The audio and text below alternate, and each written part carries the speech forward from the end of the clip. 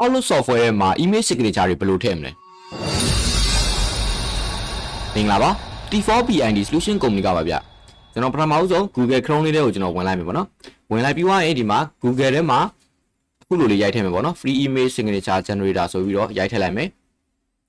ရိုက်ထည့်ပြီးတော့ဝင်လိုက်မယ်ပေါ့နော်ပေါ်သုံးတဲ့က Mail Signature တွေဝင်လိုက်မယ် Accept all cookie ပေါ့နော်အဲ့ဒါလေးနှိပ်လိုက်မယ်သူက data လေးတွေဖြည့်ရမယ်ပေါ့နော် data လေးတွေဖြည့်မယ်ကိုဒီတော့ example လေးဒီမှာပြထားရပေါ့နော်ကျွန်တော်ကတော့မောင်ပေါ့နော် mg ပေါ့စသဖြင့်ဒီမှာပြောင်းတဲ့အချိန်မှာဒီဘက်မှာညာဘက်ခြမ်းမှာ auto လိုက်ပြောင်းနေပေါ့နော်ကျွန်တော်တို့ဖြည့်ရတဲ့ data တွေဒီမှာ update ဖြစ်နေရပေါ့နော်ပြီးသွားရင်ကျွန်တော်တို့အောက်မှာ apply your signature ဆိုတာလေးကိုတစ်ချက်နှိပ်လိုက်မယ်ပြီးသွားရင်ပေါ့နော် data ပြီးသွားရင်သူကဒီမှာလဲထဲပုံထဲနည်းလေးတွေသူကပြောပြထားတယ်ပေါ့နော်ကျွန်တော်အရင်ဦးဆုံးပေါ့နော်ကျွန်တော် copy လေးကိုတစ်ချက်နှိပ်လိုက်မယ် signature ကို copy လုပ်လိုက်မယ်ပေါ့နော်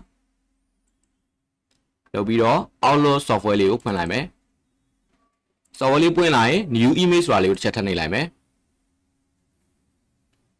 ပေါ်လာတဲ့တည်းကဒီပုံစံလေးပေါ့နော်အဲ့ပုံစံများလေးကိုနှိပ်လိုက်ပြီးသွားရင် signature ဆိုတာလေးကိုထပ်နှိပ်လိုက်မယ်ဟိုက new ဆိုပြီးတော့နှိပ်မယ်ပေါ့နော်ကိုစားပြုတဲ့နာမည်ပေါ့နော်ကိုယ့်ရဲ့နာမည်ပေါ့အဲ့ဒါလေးဖြည့်ရမယ်ပေါ့နော်နာမည်တစ်ခုခုပေးလိုက်မယ်ကျွန်တော်ကတော့ example mg ပေါ့နော်မောင်ပဲပေးလိုက်မယ်ပြီးသွားရင် okay နှိပ်လိုက်မယ်ခုနကတော့ကူးလာတဲ့signature လေးကိုဒီမှာ paste သွားလုပ်မယ်ပေါ့နော် right click နှိပ်ပြီးတော့ paste ဆိုတာလေးရှိရပေါ့နော်အဲ့ဒါလေးကိုသွားနှိပ်လိုက်မယ်ရှားသွားပြီဆိုရင် okay နှိပ်လိုက်မယ်